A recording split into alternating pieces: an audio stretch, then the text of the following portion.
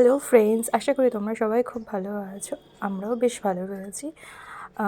Sorry, because আমি বলেছিলাম যে আমি আলিপুর জেল মিউজিয়ামের পার্ট 2টা খুব শিগগিরই আপলোড করবো, but due to some reason আমি সেটা করতে পারিনি, অনেকটাই ডিলে হয়ে গিয়েছে।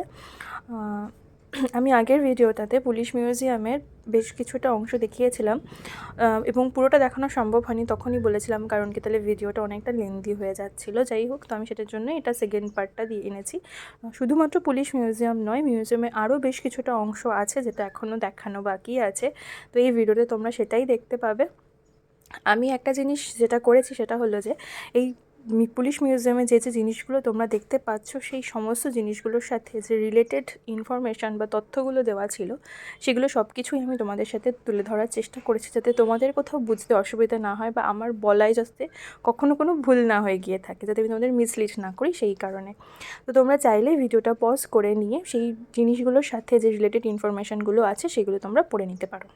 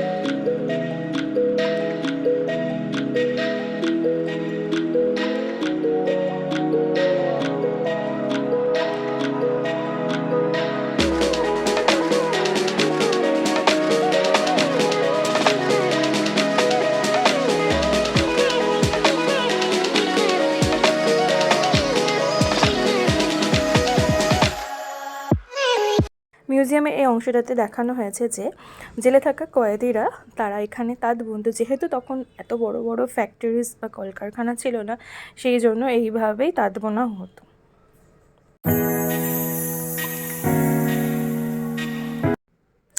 এরপর আমরা চলে গিয়েছিলাম নেতাজি সুভাষচন্দ্র বোস সেল, ডক্টর বিধানচন্দ্র রায় এবং যতীন্দ্রমোহন সেনগুপ্ত, আর হলেন চিত্তরঞ্জন দাস কক্ষ।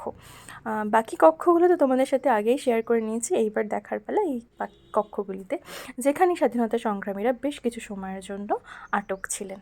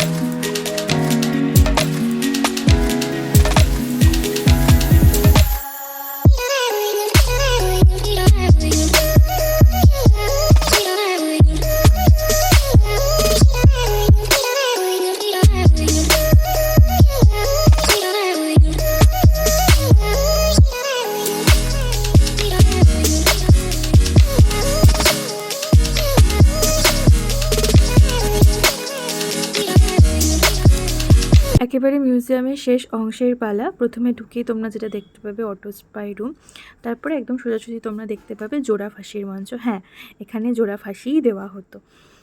জানি না তখন ঠিক কীরকম সিচুয়েশান ছিল বা কেমন হতো, তবে আমি ওখানে দাঁড়িয়ে ব্যাপারগুলো ভেবেই আমার গা শিউরে উঠছিল। আমি বলবো অবশ্যই তোমরা এখানে একদিন আসো, এসে এই যে প্রত্যেকটা জিনিস নিজে চোখে দেখো, আরও ভালো অনুভব করতে পারবে। আরেকটা যেটা জিনিস ছিল, এই যে তোমরা বিল্ডিংটা দেখতে পাচ্ছ, এই জানলা থেকে অনেক বন্দীদেরকে তাদের সঙ্গীদের এই নির্মম পরিণতি দেখানোর জন্য দাঁড় করিয়ে রাখা হতো।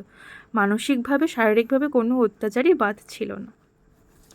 আর এখানে আলিপুর মিউজিয়ামে যেসব সংগ্রামীরা শহীদ হয়েছেন তাদের একটা তালিকা দেওয়া ছিল। আর এই দেওয়ালটা জুড়ে এই পুরো জায়গাটা সম্পর্কে যা যা তথ্য ছিল সেই প্রত্যেকটা তথ্য দেওয়া ছিল। আমি চেষ্টা করেছি তোমাদের সকলের জন্য প্রত্যেকটা তথ্য ভালোভাবে দেখানোর। তোমরা চাইলে পজ করে পড়ে নিও, আর এরপরে তোমরা আমাকে জানিও তোমরা আর কী ধরনের ভিডিও আমাদের কাছ থেকে দেখতে চাও। আশা করি তোমাদের এই ভিডিওটা ভালো লেগেছে। ভালো লাগলে লাইক, শেয়ার এবং সাবস্ক্রাইব করতে ভুলো না। টাটা।